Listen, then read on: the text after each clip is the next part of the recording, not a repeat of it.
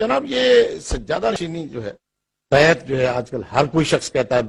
بیعت کا ایک مروجہ طریقہ ہے، رسول اللہ صلی اللہ علیہ وسلم کے طریق پر صحابہ کبار نے لی ہے، اولیاء اعظام نے لی ہے، لیکن آج کل تو یہ عجیب سلسلہ ہے کہ جناب ٹی وی پر بیٹھ کے کوئی کہتا ہے کہ جی اجازت دے دو جی، ہاں جی، یہ اجازت ایک عجیب سی ہو گئی ہے، کیا اس کا تصور ہے، کیا اس کے بارے میں آپ فرماتے ہیں؟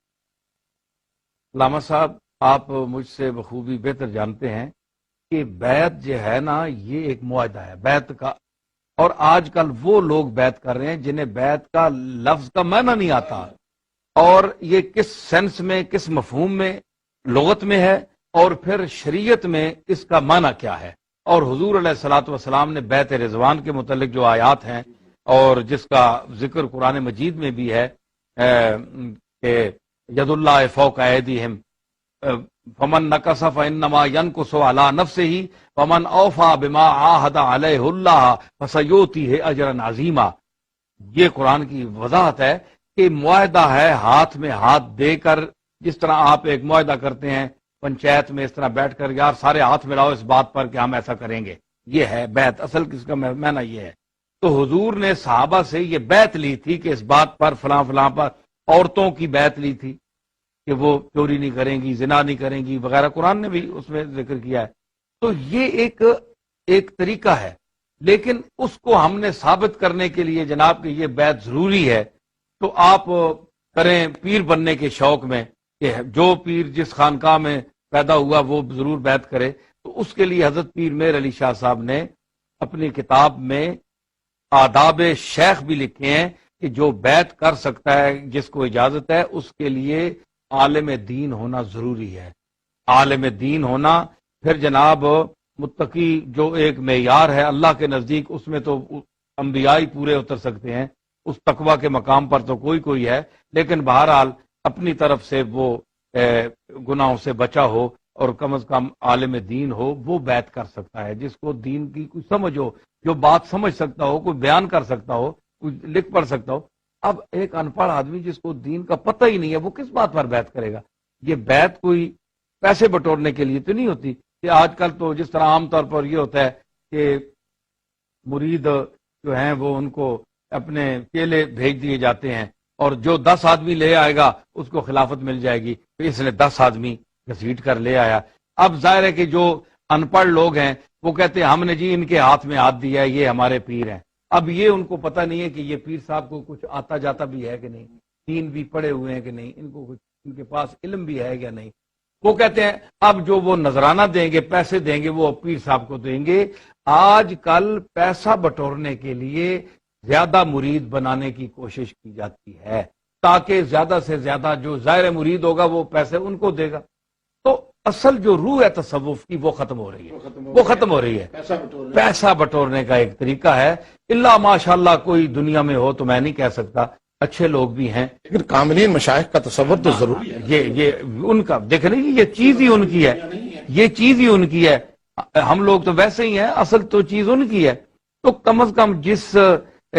ناج پر انہوں نے یہ بیعت کا طریقہ اختیار کیا تھا،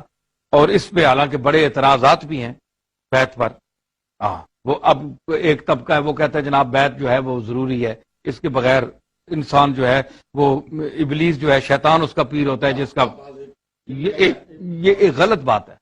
اس کا کوئی وجود نہیں، نہ یہ حدیث ہے، پتہ نہیں کس کا قول ہے، انہوں نے حدیث بنا دی، کوئی حدیث نہیں ہے۔ بات یہ ہے کہ ماشاءاللہ آپ صاحب علم ہیں، آپ یہ فرمائیں کہ اگر بیعت ایک سنت کا درجہ وہ رکھتی، ایک سنت یعنی عام جو مروجہ ہے، جس طرح سنت موقدہ کا درجہ رکھتی، ایک ہے کہ آپ نے حضور نے ایک کام کر دیا ہے، ایک نے تاکیدن کیا ہے، اگر وہ درجہ رکھتی سنت موقدہ کا، تو آپ میں اکثر کہتا ہوں کہ آپ مجھے بتائیں امام ابو حنیفہ کا پیر کون ہے، امام شافعی کے پیر کا نام بتائیں، امام حنبل کے، امام مالک کے پیر کا نام بتائیں، امام بخاری، امام نسائی، ابن ماجہ، مسلم، ان کے پیروں کا نام بتائیں، تو ظاہر آپ کو کوئی پیر نہیں ملے گا، یہ کسی کے مرید نہیں۔ تو اگر یہ سنت موقدہ ہے پیر ہونا، مرید ہونا کسی کا، تو یہ جتنے امام ہیں ان کے جتنے مقلدین ہیں، تو ہم تارک سنت یعنی اماموں کے مقلد ہیں۔ آپ غور فرمائیں نا، کیا ہم تارک سنت اماموں کے امام ابو حنیفہ معاذ اللہ کوئی تارک سنت ہے؟ کیونکہ ان کا پیر ہی کوئی نہیں ہے۔ مجھے بتائیں کس کے مرید تھے وہ؟ امام شافعی کس کے مرید تھے؟ اچھا پھر آپ بتائیں یہ سیاہ ستہ ہیں، ان کے پیر کون ہیں؟ تو آپ تارک سنت جامعین حدیث کی کتابیں پڑھ رہے ہیں آپ؟ گویا یہ سنت موقدہ نہیں ہے۔ اگر کوئی کامل شیخ مل جائے جو نسبت رسول کے ساتھ اس کا تعلق ہو تو پھر اس کے ہاتھ میں ہاتھ دیا جائے، ورنہ ایسا عام آدمی کے۔ اگر یہ آپ کہیں گے تو اب تک جن مسلمانوں نے بیعت کسی پیر کی نہیں کی، کیا وہ مسلمان نہیں ہیں؟ دار اسلام سے خارج ہو گئے؟ تو ایسے لوگوں کی بیعت نہ کرنا بہتر ہے کرنے سے نہ کرنا بہتر ہے جو جاہل ہیں، جن کو پتہ ہی نہیں، جو صرف ایک گدی پہ یا ایک درگاہ میں بیٹھ کر وہ بیعت کر دیتے ہیں، اور ان کو نہ بیعت کا مفہوم پتہ ہے، نہ وہ کچھ دین کے متعلق بتا سکتے ہیں، نہ قرآنی تعلیمات ہیں، نہ علم ہے، نہ کچھ بتا سکتے ہیں، نہ کسی سوال کا جواب دے سکتے ہیں، تو وہ ان کو کیا حق حاصل ہے کہ وہ بیعت کریں؟ دیکھیں نا، بیعت کا مقصد تو فوت ہو گیا۔ اور ہاں اگر آپ نے مرید زیادہ کر کے تو پیسے بٹورنے ہیں، ہاں کاروبار ٹھیک ہے، آپ یہ تو ایک کاروبار جیسے کہ اکٹھا کرنا، اپنے پیروکار اکٹھے کر کے جس طرح سے سیاسی پارٹیاں کرتی۔ پیر میر علی شاہ صاحب فرمایا کرتے تھے کہ آیان وہ تو کثر نفسی سے فرمایا کرتے تھے کہ ہم تو اس قابل نہیں ہیں، تو بیعت کرنے لینے کے قابل وہ ہے جس کی نظر آیان ثابتہ پر ہو کہ اللہ تعالیٰ نے اس بندے ایک جو میرے پاس آیا مرید ہونے، تو اللہ تعالیٰ نے ایک کے اسماء میں سے یہ کس اسم کا مظہر ہے؟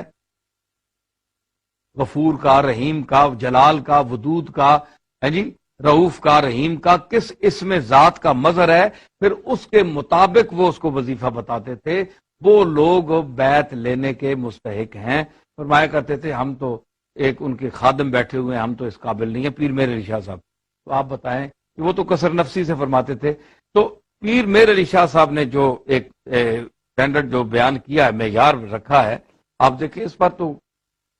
کوئی لاکھوں میں کروڑوں میں سے ایک دو ہوں گے آدمی۔ تو یہ جو آج کل ایک وبا کی طرح یہ پیری پھیل گئی ہے، اور گھسیٹ کر ادھر سے پکڑ کے ادھر سے گھسیٹ کر ادھر آؤ جی ادھر آؤ جی ادھر آؤ، تو اس میں